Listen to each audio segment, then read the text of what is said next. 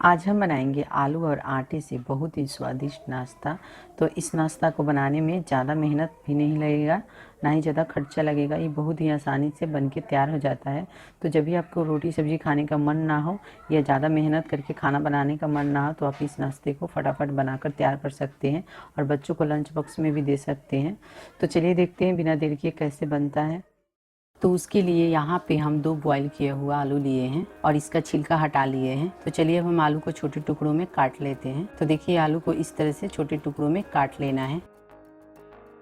तो हम अभी के लिए आलू को साइड में रखते हैं और चलिए आटा को गूंथते हैं। उसके लिए एक बड़ा सा बर्तन लेंगे और बर्तन के अंदर हम 2 कप आटा लेंगे। ये वजन से है 400 ग्राम। अब हम इसमें लेंगे हाफ चम्मच खाड़ा जीरा, हाफ चम्मच अजवाइन, थोड़ी सी लेंगे चाट मसाला, थोड़ी सी लेंगे गरम मसाला पाउडर, 1/4 चम्मच लेंगे हल्दी पाउडर, हाफ चम्मच लेंगे नमक। नमक हम अपने स्वाद के अनुसार लेंगे। थोड़ी सी लेंगे बारीक कटे हुए धनिया के पत्ते, 4 छोटी चम्मच तेल लेंगे। अब हम इसमें जो आलू काट के रखे हैं उसे ले लेंगे और साथ ही में लेंगे हाफ चम्मच चिली फ्लेक्स और इन सारी चीज़ों को इस तरह से हाथ से मसलते हुए अच्छी तरह से मिक्स कर लेंगे ताकि आलू अच्छी तरह से आटा में मिक्स हो जाए और इसमें गुठलियाँ ना रहें। तो यहाँ पे देखिए ये सारी चीज़ें अच्छी तरह से मिक्स हो गई है। तो अब हम इसमें थोड़ा थोड़ा पानी डालकर इसका डो तैयार कर लेंगे। तो डो तैयार करने में ज़्यादा पानी नहीं लगता है, बहुत कम पानी लगता है। तो देखिए इसी तरह से हमें डो को गूँथना है और गूँथ कर इसे सॉफ्ट कर लेना है। तो जिस तरह से हम पूरी या लिट्टी के लिए डो तैयार करते हैं उसी तरह से हमें डो को तैयार कर लेना है। तो यहाँ पे देखिए डो हमारा तैयार हो गया है। हमें इसी तरह से डो को तैयार करना है। अब हम इसे ढककर साइड में रखते हैं 10 मिनट के लिए ताकि ये थोड़ा सेट हो जाए। तो जब तक डो हमारा सेट हो रहा है तब तक चलिए हम चटनी बनाते हैं।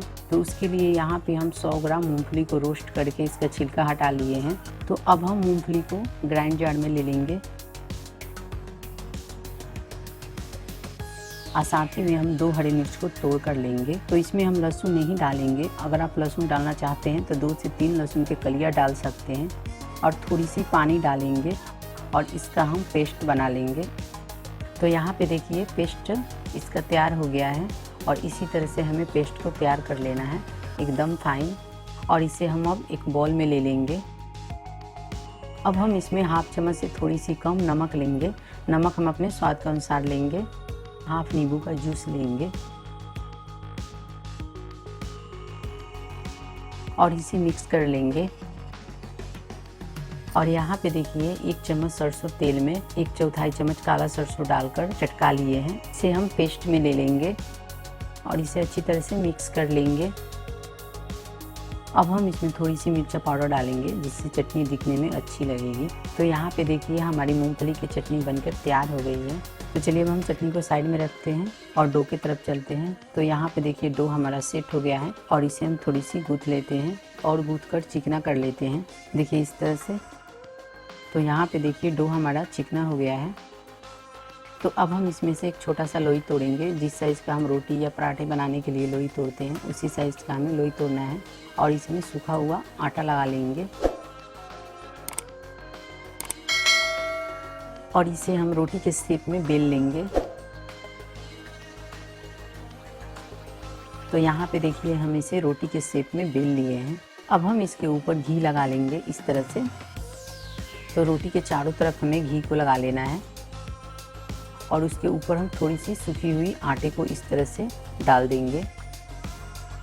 अब हम इसे एक तरफ से इस तरह से फोल्ड करेंगे और दूसरा तरफ से इस तरह से फोल्ड करेंगे और फिर उसके ऊपर हम थोड़ी सी घी लगा लेंगे और थोड़ी सी सूखी हुई आटा और फिर हम इसे इस तरह से रोल कर लेंगे। देखिए इस तरह से। और रोल करके और इस तरह से हम इसे मोड़ देंगे और बीच में हम चाकू की मदद से कट लगा लेंगे। तो यहाँ पे देख सकते हैं इसमें कितने सारे लेयर आए हैं और इसे हम इस तरह से चपटा कर लेंगे थोड़ा सा और इसके ऊपर हम थोड़ी सी कलौंजी ले लेंगे। थोड़ी सी चिली फ्लेक्स और थोड़ी सी धनिया के पत्ते, जिससे ये दिखने में बहुत अच्छा लगेगा।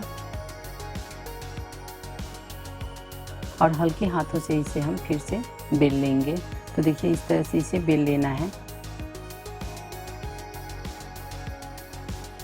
तो इसे हम गोल शेप में बेले हैं। तो चलिए एक को हम लंबा शेप में बेलते हैं। तो फिर से हम छोटे साइज का लोई तोड़ेंगे और लोई को चिकना कर लेंगे।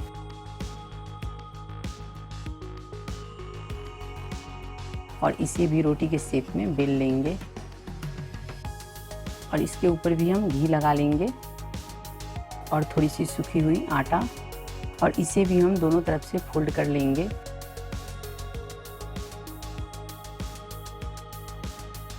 और उसके ऊपर फिर से थोड़ी सी घी लगा लेंगे और थोड़ी सी सूखी हुई आटा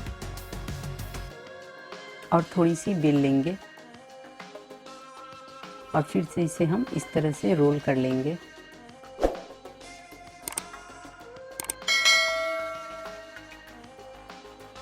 और इस तरह से मोड़ेंगे और मोड़कर बीच में कट लगाएंगे चाकू से।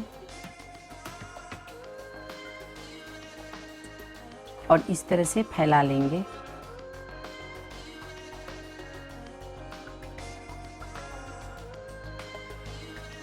और इसके ऊपर हम थोड़ी सी हरी मिर्च को काट कर ले लेंगे और थोड़ी सी कलौंजी। और इसे हम गोल शेप में नहीं बेलेंगे, इस तरह से लंबा शेप में बेल लेंगे। तो यहाँ पे देखिए ये दिखने में कितना अच्छा लग रहा है। तो आप चाहेंगे तो लंबा शेप में भी बना सकते हैं, गोल शेप में भी बना सकते हैं। दोनों पराठे में से आपको जो अच्छा लगे वो आप बना सकते हैं। तो हम लंबा शेप में ही ज़्यादा बनाएंगे। तो चलिए अब हम इसे पकाते हैं। उसके लिए पहले से ही तवा को रख लिए थे गर्म होने के लिए। तो तवा हमारा मीडियम में गर्म हो गया है। अब हम इसके ऊपर एक पराठे लेंगे और इसे कुछ सेकंड के लिए नीचे से पकाएंगे और पलट के हम दूसरा साइड से कुछ सेकंड के लिए पकाएंगे। और इसके ऊपर वाले साइड में हम घी लगा लेंगे इस तरह से, और फिर इसे पलट के दूसरा साइड में भी घी लगा लेंगे। और इसे हमें मीडियम फ्लेम पे ही पकाना है ताकि ये अच्छी तरह से पके। और इस तरह से हम छलनी से प्रेस करते हुए पकाएंगे ताकि ये अच्छी तरह से पक जाए। तो इसे हमें पलटते हुए गोल्डन ब्राउन कलर तक पका लेना है। तो यहाँ पे देखिए हमारा पराठा गोल्डन ब्राउन कलर का हो गया है, यानी कि ये अच्छी तरह से पक गया है। अब हम इसे निकाल कर प्लेट में ले लेंगे। आप देख सकते हैं दिखने में कितना अच्छा लग रहा है, खाने में भी आपको बहुत अच्छा लगेगा। तो इसी तरह से हमें सारे पराठे को पका लेना है। तो यहाँ पे देखिए हमारे सारे पराठे बनके तैयार हो गए हैं। मतलब कि हमारा चटपटा आलू का और आटा का नाश्ता बनके तैयार हो गया है। और देखिए ये दिखने में कितने अच्छे लग रहे हैं और इनके लेयर भी एकदम साफ साफ दिख रहे हैं। अब हम इसे चटनी के साथ सर्व करेंगे। तो देखिए एक को तोड़कर दिखा रहे हैं, ये ऊपर से क्रिस्पी बने हैं, अंदर से सॉफ्ट हैं। आप इसे कोई भी अपने मनपसंद चटनी के साथ खा सकते हैं। हम इसे मूंगफली के चटनी के साथ खाएंगे क्योंकि मूंगफली की चटनी मुझे बहुत अच्छी लगती है। आप इसे बिना चटनी के भी खा सकते हैं क्योंकि ये बिना चटनी के भी बहुत अच्छे लगते हैं। तो उम्मीद करते हैं वीडियो आपको ज़रूर पसंद आई होगी। अगर वीडियो पसंद आई तो वीडियो को लाइक कीजिए, शेयर कीजिए और साथ में हमारे चैनल को सब्सक्राइब करना ना भूलिए।